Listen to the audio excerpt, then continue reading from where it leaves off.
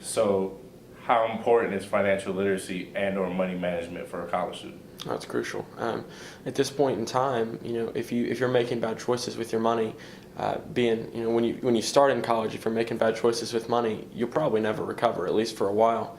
It's these habits and these ideas that you have on how to budget, how to manage your money, that really set you up with a financial foundation for your future. I've always tried my best to budget my money, and over the years, as I've had more steady income, I've realized how important it is to really make sure you know where your money is going. I follow Dave Ramsey's advice quite a bit, and one of the things that he says is, money is a terrible boss. So it's something you want to learn how to control, the younger you can learn how to control it, the better off you'll be. It's a long one. It starts while you're a senior in high school, and well, it continues till you graduate with college, honestly. Scholarship application is really a full-time job, especially when you're a senior. And that being said, there's a lot of stuff that you have to do in order to get the money. Not just applying for the scholarships, but you have to have prepared yourself as an individual. Community service is crucial to winning scholarships.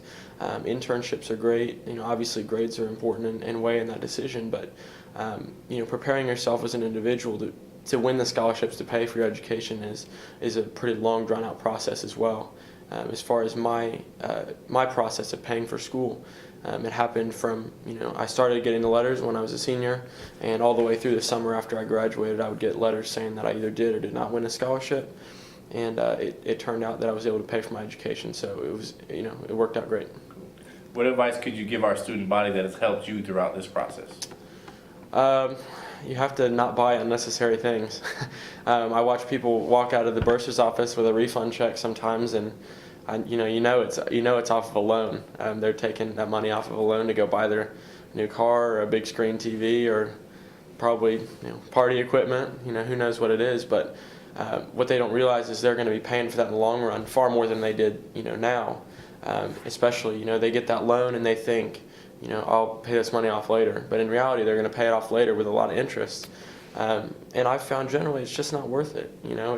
It's a concept that you have to fully understand to realize that the money, you shouldn't buy things you can't afford. And that's something that college students are notorious for.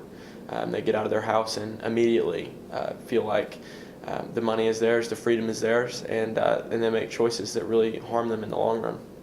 Tell us the title of the book. It's Free Money, Please, the 10-Step Guide to College Financial Aid. Sure. And lastly, how can people get a hold of you?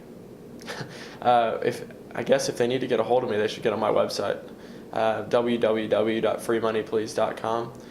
There's free resources on there, articles that I write every week, and there's an email that you can ask questions to that gets responded to as much as possible.